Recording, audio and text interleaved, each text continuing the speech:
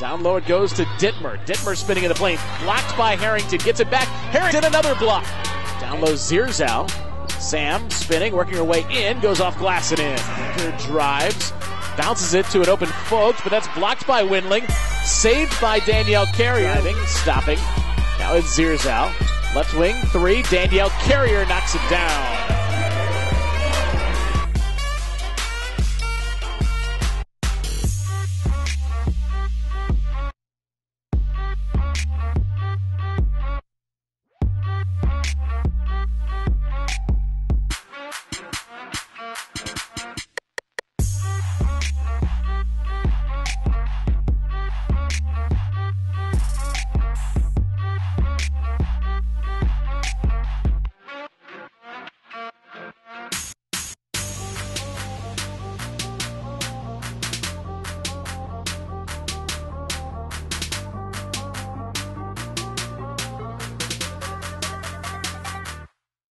Final score, Hillsdale wins 67-49 over SVSU. And joined now by Jamie Pewinski. And first half really struggled just buying a bucket. I mean, 4 made field goals. Went the longest time with just 1 field goal in that first half. And really nothing was falling. And what were your thoughts from the sideline in this one? Well, obviously we came out, poorly, couldn't hit a shot. We weren't really playing very good. I think we were just trying to feel things out, and initially they were a little hot, so we got down early, but I thought we controlled it. We kept it around 10. I think even at the 4-minute mark we were down 10. And then we just, I don't know if we just stopped playing or we just miss a couple shots and don't get back on defense, and they go on a 7-0 run or whatever there in the last 4 minutes, and it's 17. Well, that's a lot harder to come back from than 10, and you can't make 4 baskets and a half and miss 7 free throws and think that you're really going to, realistically have a chance, and that's what we did, and it just didn't really get a whole lot better the entire game.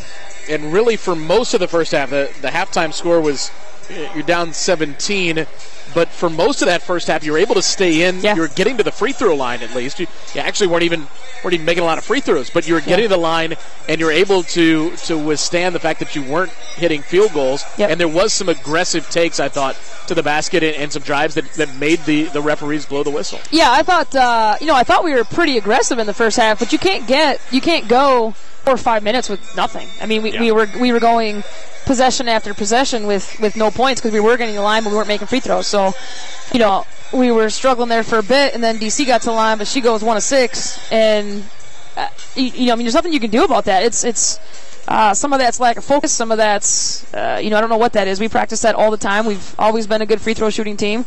We have good shooters at the line. It wasn't like we had bad shooters at the line.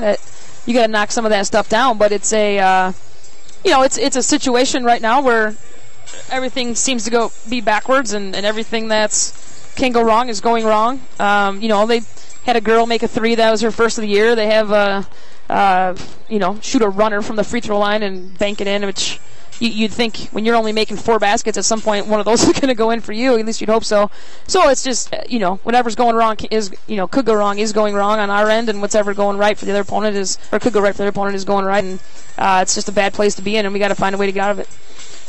And the frustration's building too. You can kind of see it in maybe more than anybody Emily's face. When things are, just she gets knocked to the ground and doesn't get a call, but also she's not getting layups to fall, and she's not getting enough shots. Mm-hmm. You and I were talking about that before the game. Yep. She plays 24 minutes and gets 12 shots off, and probably like to see her maybe more minutes and not be in foul trouble, but also play get more shots off than just 12. Yeah, absolutely. It's a lot of her frustrations. We're struggling to get her the ball, and she's open. We've got to find a way to get it to her, and she can't play the point guard. And she can't play point, right? But I thought she did a really good job tonight of staying aggressive, even though she was in a little bit of foul trouble, and but she had 3 fouls on the offensive end. I mean, she's got to get.